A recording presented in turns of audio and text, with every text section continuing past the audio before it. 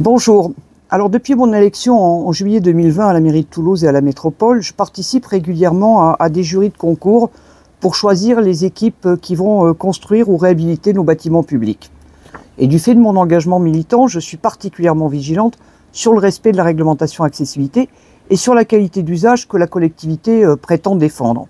En parallèle, je constate malheureusement à chaque inauguration de bâtiments des non-conformités à l'accessibilité. Très vite, le groupe AMC a demandé à ce que la collectivité s'organise pour s'assurer de faire construire dans le respect de la réglementation et pour permettre, in fine, l'accessibilité en toute autonomie des personnes à mobilité réduite. Un premier combat a permis d'obtenir un quatrième critère dans les concours sur l'accessibilité et la sécurité. C'était en 2021. Depuis, strictement rien n'a été mis en œuvre pour permettre l'application et je continue malheureusement de relever des non-conformités à chaque inauguration. J'interpelle donc depuis 2021 Jean-Luc Moudenc, Annette Legnaud, Christophe Alves et Marion Lalanne de Lobadère afin qu'ils cessent de gaspiller l'argent public en faisant réaliser des travaux non conformes et en ne laissant comme choix aux associations et aux citoyens que d'aller au contentieux et de médiatiser. Vous pourrez constater dans les annexes qui sont mises sur mon site internet le niveau de mauvaise foi déployé par l'équipe de la majorité pour ne surtout pas risquer de perturber le monde de la construction. Alors que l'accessibilité, c'est la condition indispensable pour la participation à la vie en société des personnes âgées et handicapées, je suis obligé de rendre public ces échanges et de rédiger aujourd'hui une lettre ouverte afin que tout le monde puisse mesurer l'engagement réel de la politique dite inclusive de la mairie de Toulouse. Alors maintenant, j'engage Jean-Luc Moudenc et son équipe à passer réellement aux actes et à cesser de louvoyer parce que l'accessibilité est un droit. Et donc, je vais vous donner lecture de la lettre ouverte dont l'objet est respect des critères d'accessibilité et de sécurité lors des jurys de concours de maîtrise d'œuvre de construction.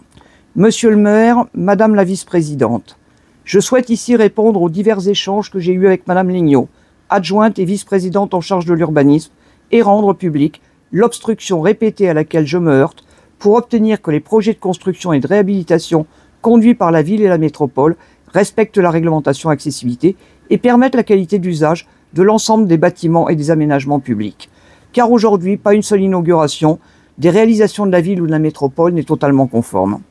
Depuis mon élection comme conseillère municipale et métropolitaine en 2020, je participe, comme les autres élus, à des jurys de concours de maîtrise d'œuvre et à des commissions d'appel d'offres destinées à sélectionner des groupements de maîtrise d'œuvre pour la construction de bâtiments publics, tant pour la ville que la métropole, ou pour la réhabilitation de bâtiments existants. Et faute de s'être donné les moyens de faire respecter la réglementation accessibilité, la collectivité se retrouve à autoriser l'ouverture de bâtiments alors même qu'ils présentent des non-conformités à la réglementation accessibilité, y compris sur le neuf. C'est quasi systématique, malgré l'intervention des bureaux d'études censés attester de l'accessibilité des lieux. Depuis le début de mon mandat, j'ai démontré que la majorité de ces attestations n'auraient pas dû être délivrées. Je pense notamment à toutes les non-conformités que j'ai pu relever sur le groupe scolaire du Grand Selve ou à Janzé par exemple, avec des problèmes de bandes de guidage, d'escaliers, de poteaux non conformes, au Mythe, le parc des expos, avec de dangers des dessous d'escaliers et des vitrages et de nombreux autres points, sur les aménagements de la base nautique du lac de la Rainerie avec des cheminements non conformes, des marches en sifflet, illégales. Et je ne parlerai pas ici des aménagements de l'espace public qui ne relèvent pas des jurys de maîtrise d'œuvre et pour lesquels il y a aussi des non-conformités. Il y a donc un problème de fiabilité des attestations d'accessibilité qui nécessite donc de trouver d'autres solutions pour s'assurer que tous les bâtiments autorisés à ouvrir soient parfaitement conformes au cadre légal et présentent une qualité d'usage conforme au cahier de prescription pour l'accessibilité et la qualité d'usage des bâtiments municipaux recevant du public, dont la collectivité se vante régulièrement. Tout cela pose aussi la problématique de la qualification et de la compétence en matière d'accessibilité des équipes de maîtrise d'œuvre que la collectivité sélectionne au travers de ses jurys et de ses CAO. Et la problématique des référentiels de construction dont la collectivité dispose en interne.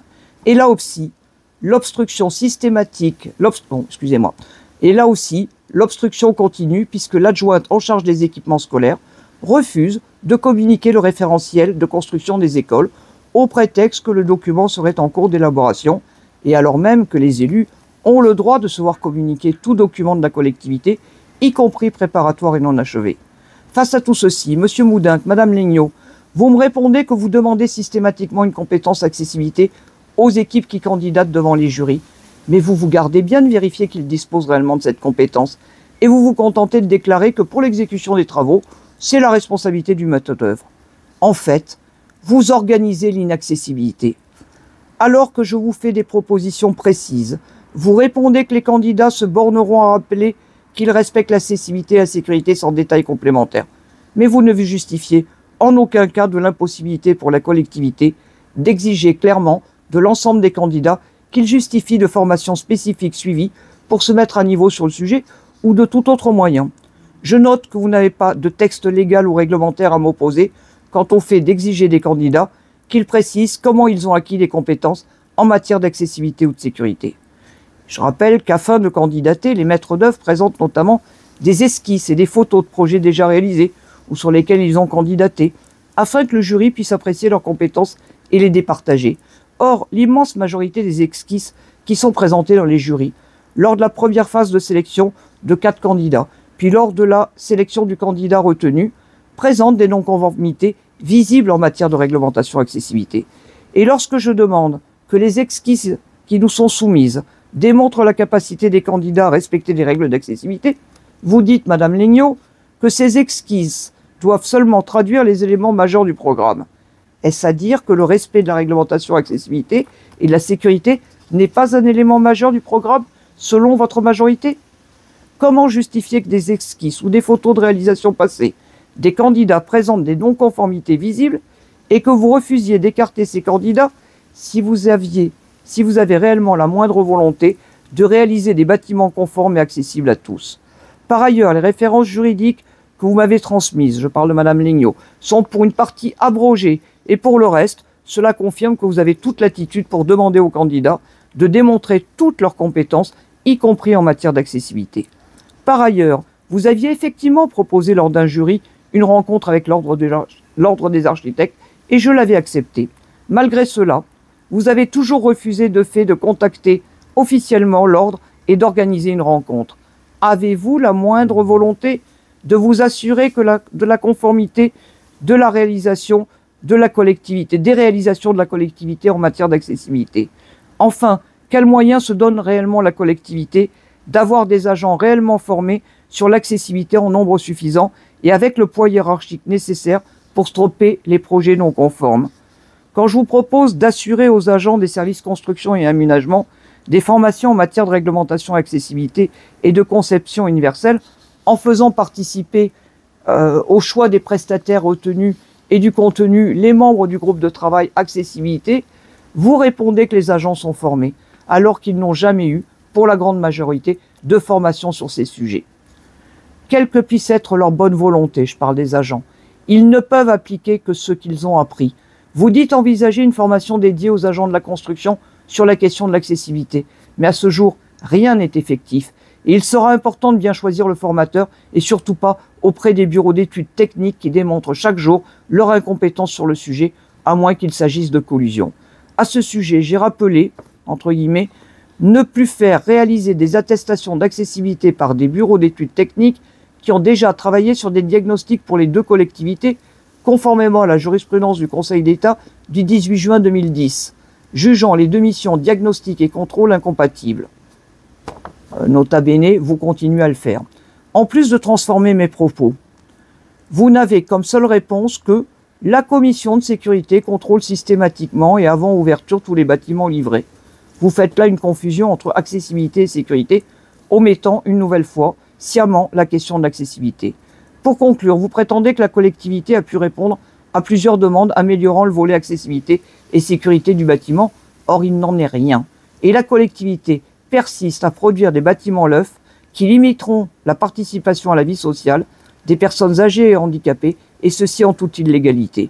Vous avez simplement rajouté un 4e critère sur l'accessibilité et la sécurité pour les jurys de concours depuis fin 2021, après les demandes répétées du groupe AMC.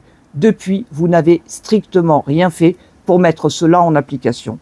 Une nouvelle fois, vous affirmez que nos demandes remettraient en cause l'égalité de traitement des candidats, mais vous vous révélez toujours incapable de justifier vos assertions. En agissant ainsi, vous donnez comme seule possibilité aux associations et citoyens de saisir la voie contentieuse. Et vous gaspillez ainsi l'argent public puisque vous engagez des frais d'avocat et vous prenez le risque d'être condamné, de devoir indemniser les plaignants et surtout de refaire les travaux aux frais de la collectivité, c'est-à-dire avec l'argent des habitants de la métropole. Je ne peux que vous inviter à changer d'attitude et à mener enfin une véritable politique d'inclusion qui passe par des projets respectueux de l'accessibilité et donc des personnes âgées et handicapées. Madame Legnaud, Monsieur Moudinque, comme vous le savez et le reconnaissez, j'ai développé une expertise tant technique que législative et réglementaire sur l'accessibilité aux personnes handicapées. De mon côté, je reste disponible pour avancer au bénéfice de nos concitoyens si vous vous décidez à agir pour l'intérêt général. Merci.